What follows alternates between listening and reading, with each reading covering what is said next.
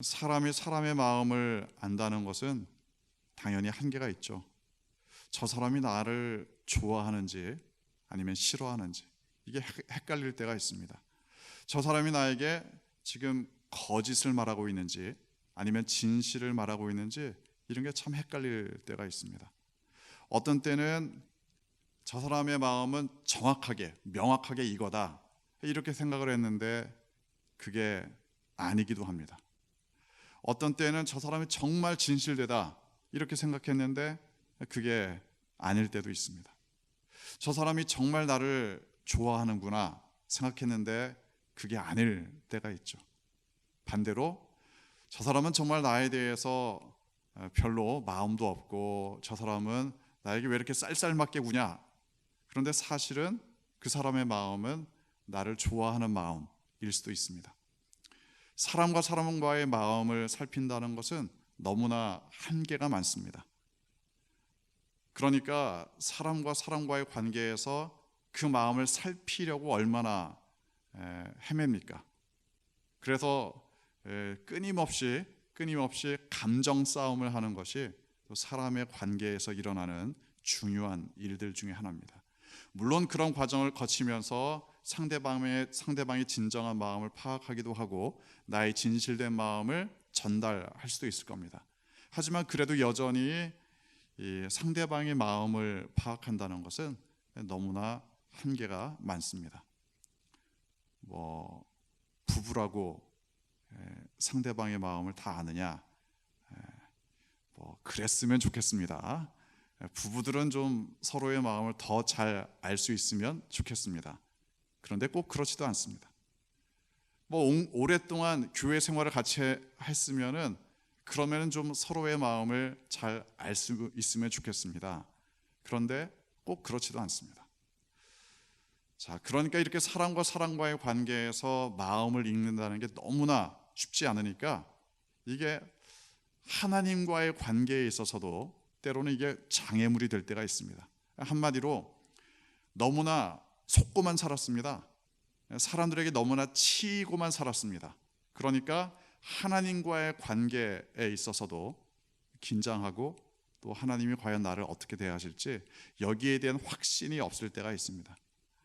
분명하게 하나님께서 나를 사랑하시는데 하나님께서 정말 나를 사랑하시나? 이런 갈등이 번져오기도 합니다. 사람과의 관계에서 발생된 문제가 하나님과의 관계로 번져오는 모습이죠. 자, 그래서 하나님과의 관계에서 바로 이 부분을 잘 다뤄야 합니다. 오늘 시편저자는 하나님 앞에 기도를 합니다. 진실된 기도를 하고자 합니다. 의의 호소를 합니다. 나의 울부짖음을 들어달라고 하나님 앞에 간절히 호소하며 기도합니다. 그런데 사람이 간절히 기도하는 것도 때로는 거짓 될 때가 있습니다. 내 속에 거짓이 많은데, 내 속에 죄악이 많은데 그럼에도 불구하고 하나님 앞에 설 때는 떳떳한 것처럼 뻔뻔하게 기도할 때도 있습니다. 그러니까 이런 거죠. 부모님한테 정말 불효막심한 자식인데 돈 달라고 할 때만 부모님한테 친절하게 대한다. 이건 진실되지 못한 겁니다. 항상 친절해야죠. 하나님과의 관계에서도 마찬가지입니다. 평소에는 자기 멋대로 살다가 하나님 앞에 뭔가 요청하고 싶은 게 있을 때 그때에만 울부짖으며 기도한다. 이게 뭔가 문제가 있지 않습니까? 시편 저자는 이렇게 말합니다. 나는 거짓되지 않은 입술에서 나오는 나의 기도, 거짓되지 않은 입술에서 나오는 나의 기도에 귀를 기울여 달라. 자신의 진실된 마음을 그렇게 이야기합니다. 또 2절에서는 이렇게 말씀합니다. 기도만 하는 것으로 끝나는 것이 아니라 주님께서 나의 삶을 판단해 달라. 나를 판단해 달라. 또 공평하게 살펴달라. 사람이 사람의 마음을 안다는 건 너무나 한계가 많기 때문에 사람들은 나의 마음을 몰라준다는 거죠. 나의 결백함을 몰라준다는 거죠. 내가 진실을 이야기하고 있지만 사람들은 오해하고 있다는 거죠. 그러니까 하나님께서 판단해 달라. 하나님께 이러한 사항을 요청하고 있습니다. 하나님의 판단에 모든 것을 맡기겠다. 진실되게 그렇게 이야기합니다. 사람은 진실되지 않을 때가 있기 때문에 심지어 하나님께 맡기겠다. 말로는 이러는데 실제로는 그렇지 않을 때가 있습니다. 내가 기도하면서 하나님께 맡기겠다. 그런데 노심초사하는 그런 경우가 있습니다. 나의 모든 것을 하나님께 맡기겠다 해놓고서는 갖은 방법, 인간적인 방법을 무리하게 동원하는 경우도 있습니다. 정말 하나님께 맡기느냐, 정말 하나님의 판단에 맡기느냐, 이건 자기 자신밖에 모릅니다. 시편 저자는 적어도 진실되게 그런 요청을 하고 있습니다. 실제로 하나님 앞에서 이렇게 기도할 때 그런 일들이 일어났습니다. 3절 보면 주님께서 나의 마음을 시험하셨다. 사람이 시험하는 것도 긴장이 되는데 하나님께서 내 마음을 시험하셨다. 또 밤에 오셔서 감찰하셨다. 밤에 오셨다는 것은 말하자면 예상치 못한 시간에 오셨다는 거죠. 준비되지 않은 때에 하나님께서 나를 감찰하셨다, 이런 뜻일 겁니다. 그러니까 하나님께서 마치 나를 대단히 범죄자인 것처럼 한번 강력하게 시험해보고 감찰을 하셨는데, 그런데 3절 후반부를 보면 그러나 흠을 찾지 못하셨다. 그러니까 이 시편 저자, 시편 17편의 저자는 다윗으로 알려져 있습니다. 다윗이 얼마나 이때에는 정결한 마음을 가졌는가, 이걸 입증할 수 있습니다. 하나님께서 밤에 갑자기 들이닥치셨는데 털어봤자 아무것도 없었다. 이게 다윗의 고백입니다. 자, 이게 진실되게 이렇게 이야기하고 진실되게 하나님 앞에서 검증될 수 있다는 것은 얼마나 감사한 일인지 모릅니다. 이것이 정말 쉽지 않은 겁니다. 왜냐하면 사람들은 자신의 감정을 숨기고 또 진실을 숨기는 것이 너무나 많이 일어나기 때문에 그렇습니다. 제가 어젯밤에 참 힘든 시간을 보냈습니다. 꿈을 꿨는데 한마디로 안 좋은 꿈을 꾼 거죠. 제 꿈 이야기 말씀을 드릴까요? 말까요? 제 마음을 읽으시는 것 같아서 말씀을 드리겠습니다. 제가 꿈을 꿨는데 꿈속입니다. 오해하지 마시고 꿈속에서 제가 누군가를 죽였습니다.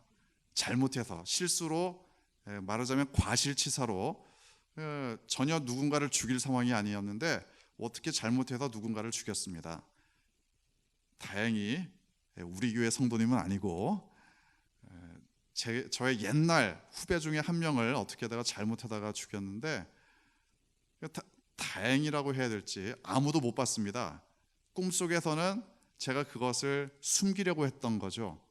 숨기려고 했는데 저와 친한 후배다 보니까 자꾸 꿈속에서 사람들이 나타납니다. 그래서 걔가 안 보여요, 걔 어떻게 됐어요, 저한테 자꾸만 물어봅니다. 그러니까 꿈속에서도 그걸 숨겨야 되니까 얼마나 진땀이 났겠습니까? 꿈속에서는 제가 얼마나 믿음이 없는지 발견을 했습니다.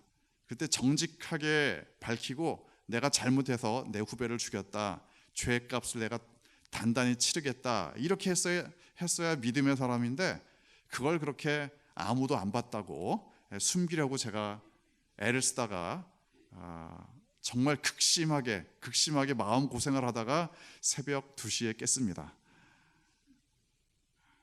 사람의 마음이라는 것은 무엇인가를 진실을 숨기려고 하고 진실된 감정이 아니라 거짓된 감정으로 상대방을 대하려는 경우가 얼마나 많은지 모릅니다. 물론 때로는 사람들이 그렇게 이해합니다. 아이고, 표정 관리 좀 해라, 그런 이야기도 하죠. 또 때로는 너의 감정을 너무 솔직하게 드러내는 것도 문제다, 그렇게 이야기할 때도 있습니다. 물론 여러 가지 상황들이 있을 겁니다. 하지만 그럼에도 불구하고 사람의 감정에 지속적으로 뭔가 숨겨야 한다, 뭔가 나의 진실된 마음과 다른 것으로 표현해야 된다. 이게 굳어지다 보면은 사람들과의 관계에서 계속해서 문제가 일어날 수밖에 없습니다. 나는 좋아하는 마음을 가지고 있는데 쌀쌀한 말을 합니다. 나는 좋아하는 마음을 가지고 있다고 생각을 하는데 상대방을 타박하는 말을 합니다. 자꾸 이런 식으로 내 마음과 겉으로 드러나는 표현이 달라지다 보면 그런 것 때문에 오히려 관계가 틀어지지 않겠습니까? 하나님과 우리의 관계도 마찬가지입니다. 내가 과연 하나님께 진실된 나의 감정을 드러내고 있는가? 내가 진실된 마음으로 하나님께 기도하고 있는가? 이게 하나님과 우리의 관계를 좌우합니다. 시편의 저자는 이 3절에 이렇게 말합니다. 3절 후반부에 이렇게 말합니다. 나는 결심했습니다. 입으로 범죄하지 않겠습니다. 이렇게까지 고백을 하죠. 이 다윗이 지금 이 시편 17편을 쓴 때가 언젠지는 우리가 정확하게 모르죠. 그런데 우리가 훗날 보면 압니다. 이게 오래 가지는 못했다. 평생 이러지는 못했다. 물론 한때 그랬습니다. 한때 하나님 앞에 순전하게 살아갔습니다. 그런데 이게 오래 가지 못했습니다. 입으로 주님 앞에 범죄하지 않겠습니다. 웬걸 나중에 거짓말을 아주 눈 딱 감고 하는 왕이 되지 않습니까? 4절도 마찬가지입니다. 남들이야 뭐 사람의 행사로 논하면, 이거 이제 쉽게 풀어서 말씀을 드린다면, 사람의 행사로 논하면 그러니까 다른 사람들의 행동들을 볼 때 이런 뜻입니다. 그러니까 더 나아가서 남들이야 어떻게 하든지 간에 이런 뜻이겠죠. 남들은 하나님을 떠나고 하나님 앞에 정직하지 않고 또 하나님의 길이 아닌 것을 걸어가지만 그럼에도 불구하고 나는 하나님의 말씀을 따라갔습니다. 이런 고백이죠. 사실 다른 사람들의 행보를 보면 마음이 좀 헷갈릴 수 있습니다. 나의 친한 사람이 하나님의 말씀이 아니라 세상 이득을 쫓아갔다. 마음이 헷갈리기 시작합니다. 한두 사람이 그런 것이 아니라 모든 사람이 다 그러는 것처럼 보인다. 그러면 마음이 더 헷갈릴 수밖에 없습니다. 거짓에 붙어서 뭔가 인간적인 이득을 취하고 있다. 이게 이제 머리로 판단할 때는 잘못됐다 드러나지만 다른 사람들이 다 그렇게 하는 것처럼 보이면 나만 소외되고 나만 손해보는 것처럼 느낄 수밖에 없습니다. 그런 상황에서도 하나님 앞에 정직한 마음으로 살아가겠다. 이게 정말 어려운 이야기입니다. 다윗도 항상 그랬던 건 아닙니다. 그래서 이 다윗의 결단처럼 하나님 앞에서 입으로 범죄하지 않고 또 하나님의 말씀을 따라가고 이렇게 살아가는 것이 우리의 평생 이어진다는 것이 얼마나 쉽지 않은지를 다시금 깨닫게 됩니다. 우리의 삶에서 여전히 다른 사람들의 마음을 살피는 것이 쉽지 않습니다. 뿐만 아니라 나도 내 마음을 잘 모릅니다. 나도 내 마음을 잘 모르겠고 나도 내 마음의 진실을 숨기고 스스로 합리화하는 거짓의 삶을 살기도 하는 것이 인간의 모습입니다. 우리의 진실된 기도는 좋은 말로 포장된 기도가 아닙니다. 우리의 진실된 기도라는 것은 남들 듣기에 좋은 기도가 아닙니다. 하나님 앞에서 정직한 기도, 하나님 앞에서 나의 감정을 숨기지 않고 하나님 앞에서 나의 진실을 숨기지 않고 그대로 아뢰는 기도, 이런 기도로 하나님 앞에 나아갈 때 남들이야 어떻게 살건 나는 하나님 앞에 말씀을 따라 살겠습니다. 이러한 삶의 태도로 살아가시는 여러분 되시기를 주님의 이름으로 축원합니다. 함께 다시 기도하며 찬양하겠습니다.